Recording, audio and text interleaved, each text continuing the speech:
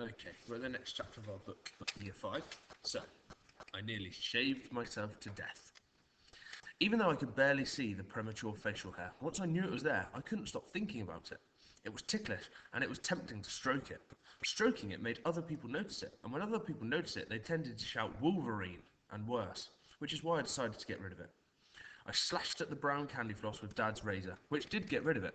Sadly, it also got rid of a lot of blood. Sheets of blood just sort of fell out of my face. I wasn't quite sure what the procedure was, so I squashed it with a towel into my chin, prayed that I wouldn't die, and carried on squashing and praying for about an hour. Started to think that maybe I was already dead when Mum called me for supper. When I went down, she said, "What's happened to you? You look like you've boiled your face." Dad said, "He's been shaving."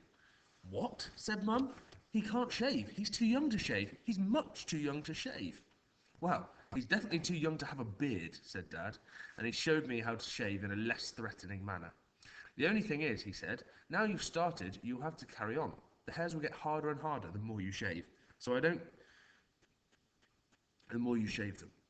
So I don't get wisps of candy floss anymore. I get this stuff that looks like a naturally occurring toilet brush." Mum said, "Liam, you've got to stop growing so fast. I'm not ready to lose my little boy yet." Mum got so worked up about all of this, she took me to see the doctor. The doctor said there was nothing to worry about that made Mum really worried. She asked to see the specialist. Specialist in what? "Well, you read about these people, don't you, who grew up too fast. Their hair starts falling out when they're teenagers and they get wrinkles and they look like old men, but they're only 20. She'd never mentioned these people to me before. She must have noticed my look of absolute terror because she said, "They're very rare, but they do exist. You read about them on the internet, don't you?"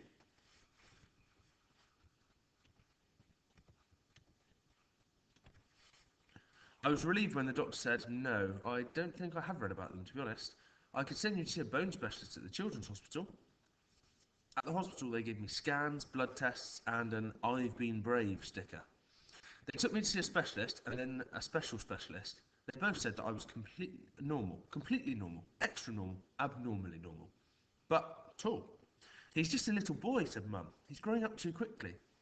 We all feel that about our children, Miss Digby. The important thing is to remember that he's still a child. Even though he looks like a grown-up, just because he can't shop in the children's clothes section anymore, that doesn't mean his childhood is over. Boys grow at different speeds, particularly at this point in their lives.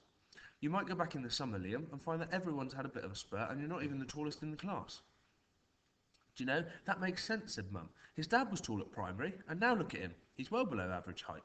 "In fact," said Dad, "I'm slightly above average." "In fact, you're not." "Only very slightly, but very, very definitely, I am above average." "We'll talk about this another day," said Mum, which is what she always says when she wants you to shut up.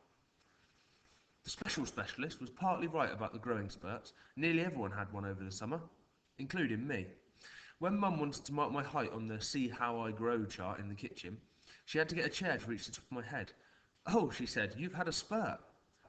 And Dad said, 7 inches is not a spurt. 7 inches is a mutation. On my very first day at Waterloo High, I was the tallest person on the lower school site. The new uniform Mum had brought at the beginning of summer didn't fit anymore, and they had to send off for an extra large lower school blazer. I got a special dispensation to wear my own clothes for the first half term. When we went to get my travel pass for the bus to school, the woman in the office wouldn't believe I was school age and we had to go home and get my birth certificate. And the next morning, when I showed it to the bus driver, she wouldn't believe it was mine and I had to get off the bus and text Mum. She came down and explained to the driver of the next bus that I was unusually tall for my age.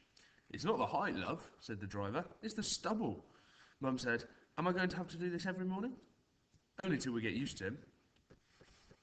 In the end, Mum sent off for a passport for me. I kept it in my pocket in case I got questioned again. Dad said, "That'll keep you out of trouble." How wrong can a person be, by the way? Dad also gave me his old phone, so that if he ever lost me again, like in Enchantment Land, he would be able to find me. His phone's got Draxworld on it. In case you don't know, this is a cosmic application that shows your present location, directions to anywhere from anywhere, and also live satellite photographs of anything in the world. You can use it to look at volcanoes erupting, tidal waves, forest fires, anything. Dad uses it to make sure traffic is flowing smoothly on the bypass. That first day at Waterloo High, I was on Draxworld all the way to school on the 61. I used to look at it at theme parks and thrill rides. I found Oblivion in Alton Towers, Space Mountain in Euro Disney, the Terror in Camelot, Thunder Dolphin Air, all of them. As the bus was crawling along Waterloo Road, I typed in Waterloo, wondering if I'd be able to get a satellite view of me on the bus. Instead, the screen filled up with 10,000 options. There were Waterloos everywhere. Waterloo Station in London, Waterloo the port in Sierra Leone, Waterloo in Belgium. You could go around the whole planet just jumping from Waterloo to Waterloo. I found Waterloos with waterfalls, Waterloos in the jungle, Waterloos in snowy mountains, and Waterloos with sandy white beaches. I couldn't figure out why anyone who wanted to live in Waterloo would think, yes, Waterloo, but not the one with a big beach, the one with the limitless white wastes of Siberia. No, the one with a flyover, handy for the new Strand shopping centre. Draxworld gives you directions to anywhere, so it's not like it would be hard. If you're a proper grown-up and not just a stubbly boy, if you were my dad, for instance, all you'd have to do is fill your car with petrol, turn left, turn right, go straight on, and the next thing you know, white beaches, snowy mountains, coral reefs. Truly, grown-upness is wasted on grown-ups. When I got to school, Mrs. Sass, the head, saw me in reception and said, "Ah, Tom." "Liam." "Of course, I'm Lorraine. Come this way." I remember, fancy her telling me her first name. Isn't that friendly? Mrs. Kendall never told us her first name when we were in Joan of Arc. So, Lorraine took me off to the staff room and started telling me the names of all the teachers. They all shook hands with me, and they said they were pleased to meet me. I was thinking, what a polite school. I wonder if they do this to every new kid. It must take ages. Then Lorraine said, "Everybody, this is Liam Middleton, our new head of media studies." And she was pointing at me.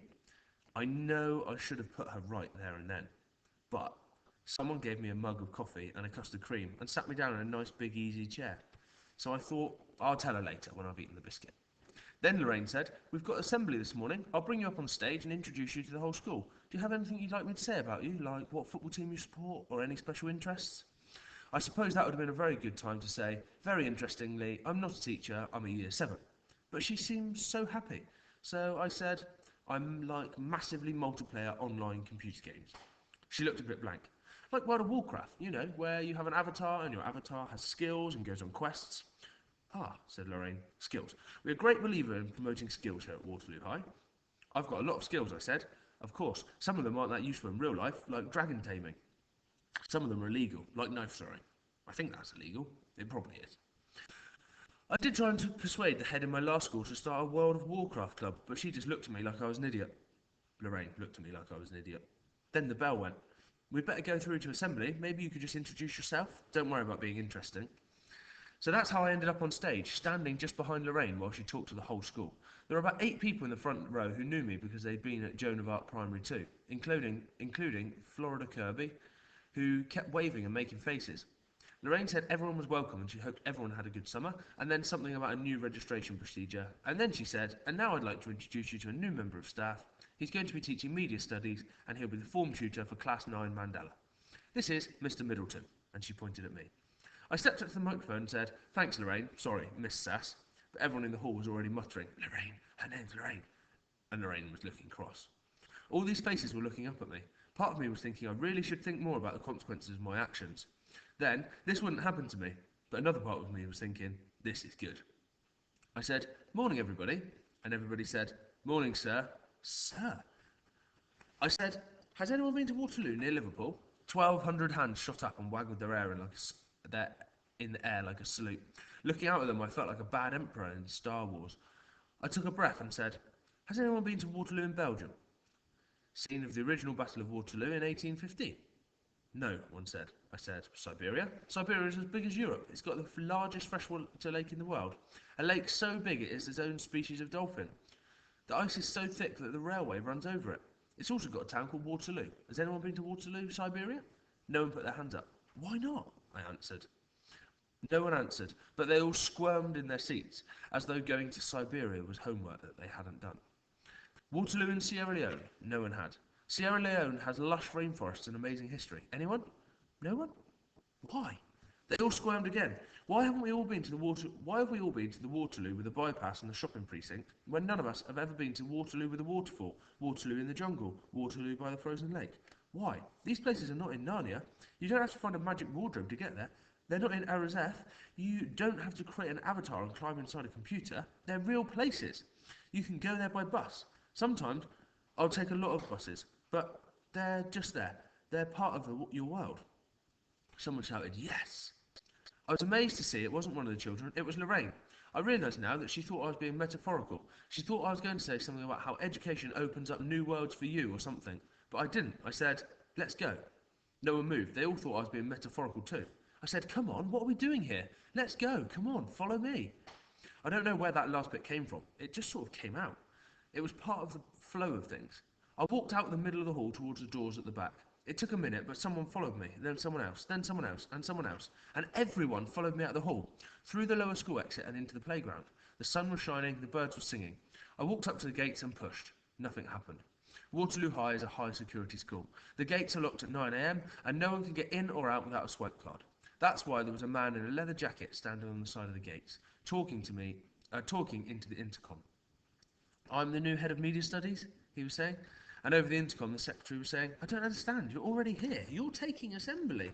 By then, Lorraine was at the gate. She looked at the actual new head of media studies, then looked at me and she hissed, Who are you? I did try to explain it all to her. I said, I'm really sorry, Lorraine. Don't call me Lorraine anymore. It's Miss Sass. Yes, Mrs. Sass. Why didn't you tell me your real name? I did. But, wow, you should have more sense, a big lad like you. When I got home, Mum said, So, how did it go? First day at a big school? I said, All right. Is that all you've got to say? All right. No. What else? I'm starving. Sometimes it's better to not go into too much detail. Okay, so that is our chapter. So Liam is quickly becoming an interesting character. We're starting to learn a little bit about him, aren't we? So there are some questions attached to the activity. Complete those questions and get them sent back into Class Dojo.